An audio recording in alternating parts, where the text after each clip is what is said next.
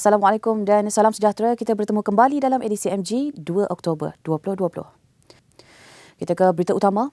Selepas diterbangkan untuk membantu operasi sepanjang pilihan raya negeri Sabah, lebih 700 pegawai dan anggota polis kini menjalani proses kuarantin. Lebih 200 kaki tangan ialah dari Semenanjung yang kini ditempatkan di sebuah hotel yang diwartakan sebagai pusat kuarantin oleh Agensi Pengurusan Bencana Negara NADMA, manakala bakinya ialah dari Sarawak yang diarahkan menjalani kuarantin di sebuah pusat latihan di negeri tersebut.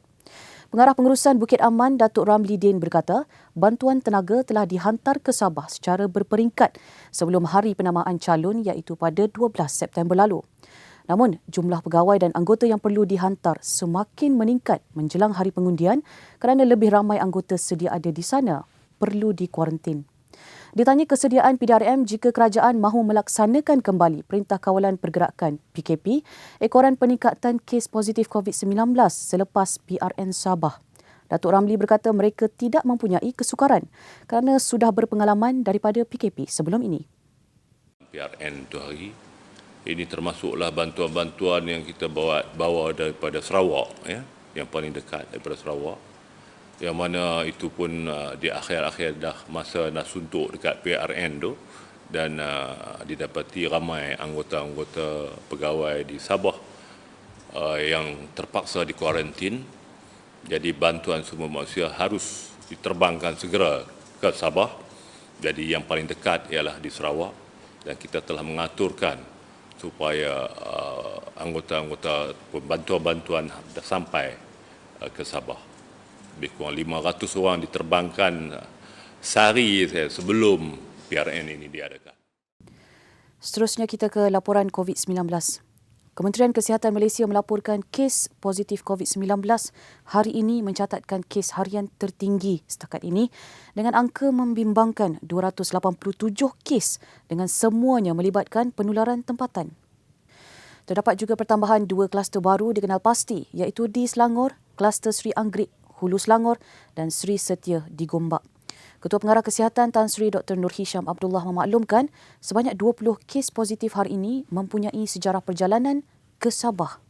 20 kes tersebut melibatkan 13 kes di Selangor, masing-masing 2 kes di Perak dan Negeri Sembilan serta masing-masing 1 kes di Terengganu, Labuan dan Kelantan.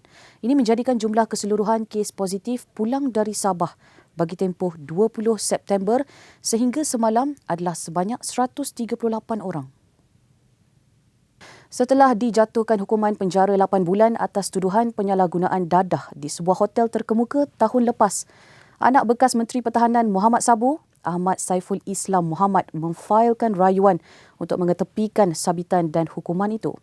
Peguam yang mewakilinya, Muaz Zafar berkata, notis rayuan itu difailkan sekitar Jun tahun ini dan hari ini Mahkamah menetapkan 13 November untuk pengurusan kes di hadapan penolong kanan pendaftar Mahkamah Tinggi yang sama. Ahmad Saiful ditahan dan didapati positif ganja dalam serbuan Ops Pusat Hiburan Bersepadu di sebuah pusat hiburan di Jalan Ampang pada 5 Januari 2019. Kerajaan Negeri Melaka mengakui berlaku kesilapan teknikal berkaitan isu membabitkan Ahli Dewan Undangan Negeri Air Limau, Datuk Amiruddin Yusof yang didapati positif COVID-19 semalam. Menurut Exko Kesihatan dan Anti Dadah Negeri, Rahmat Mariman, siasatan awal mendapati berlaku kekeliruan berkaitan pemeriksaan hasil saringan ujian COVID-19 ke atas Datuk Amiruddin sehingga menyebabkan Pusat Kesihatan Daerah PKD Alur Gajah membuat keputusan yang salah. Datuk Amiruddin mendakwa ujian saringan COVID-19 yang dijalankan ke atasnya di PKD Alur Gajah sejurus pulang dari Sabah pada Sabtu lalu adalah negatif. Namun, 4 hari selepas itu, pihak PKD Alur Gajah menghubunginya dan memaklumkan ujian itu positif pula. Semalam, Pusat Pentadbiran Kerajaan Negeri di Kompleks Seri Negeri Air Keruh ditutup serta-merta selepas dikunjungi seorang adun yang dikatakan positif COVID-19. Saya melihat ada sedikit kelemahan teknikal yang menyebabkan ianya berlaku. Setelah berbincang dengan Jabatan Kesihatan Negeri semalam, saya minta supaya dibuat penambahbaikan dan siasatan akan diteruskan kepada hal ini.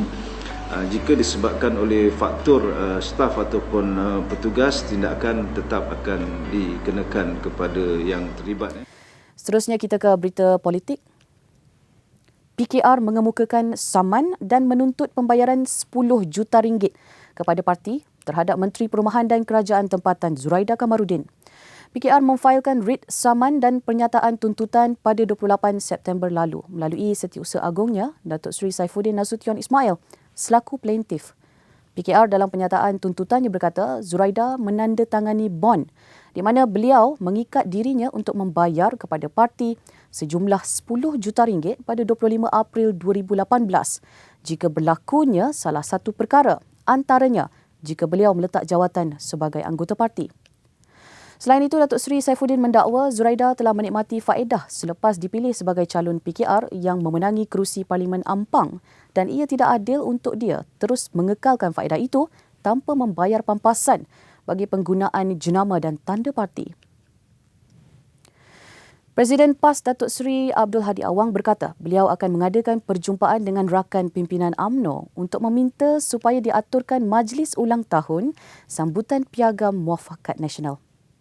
Katanya PAS konsisten untuk meneguhkan hubungan parti itu bersama Muafakat Nasional dan Perikatan Nasional. Selain itu, menurut Datuk Seri Abdul Hadi, PAS juga akan menangguhkan semua program umum berkuat kuasa serta-merta berikutan penularan wabak COVID-19 yang semakin membimbangkan. Pertama, semua program umum ditangguhkan. Kerana berlakunya COVID yang meningkat, kami arahkan supaya parti menangguhkan semua program umum. Sehinggalah dapat itu ke pencerahan daripada kementerian. Yang kedua, yang diadakan ikut SOP. Yang ketiganya, kita nak teguhkan MN dengan PN. Dan insya-Allah kita akan minta supaya diatur ulang tahun sambutan Piagam MN. Ya, itu saja. Seterusnya kita ke berita dunia. Presiden Amerika Syarikat Donald Trump dan wanita pertama Melania Trump disahkan positif COVID-19. Dalam ciapan di Twitter beliau, Trump memberitahu dia dan isteri akan menjalani kuarantin kendiri untuk proses pemulihan serta-merta dan akan melalui saat itu bersama-sama. Sebelum ini, pengawal peribadi tertingginya, Hope Hicks, dikesan positif virus itu semasa meneruskan penerbangan dengan Donald Trump dalam Air Force One beberapa minggu lalu. Seterusnya kita ke berita sukan. Jangan fikir nama sesebuah pasukan itu sama ada Hanelang atau Boboy FC. Selepas Persatuan Bola Sepak Kedah KFA dikecam hebat oleh peminat mereka selepas menukar nama pasukan itu kepada Darul Aman FC, bekas pemain kebangsaan Datuk Jamal Nasir Ismail memberi pandangan bahawa nama pasukan bukan perkara paling penting. Perkara paling penting kini katanya ialah bola sepak negara sudah mula bergerak ke satu langkah yang mana semua pasukan mesti diswastakan. Pahang juga tidak ketinggalan menjadi antara mainan di media sosial selepas pasukan itu dilaporkan akan menggunakan nama Sri Pahang FC pada musim depan. Baik, sekian dahulu buat masa ini. Teruskan layari portal Malaysia Gazette di www.malaysiagazette.com untuk info-info terkini. Saya Zazrina Zainuddin untuk edisi MJ.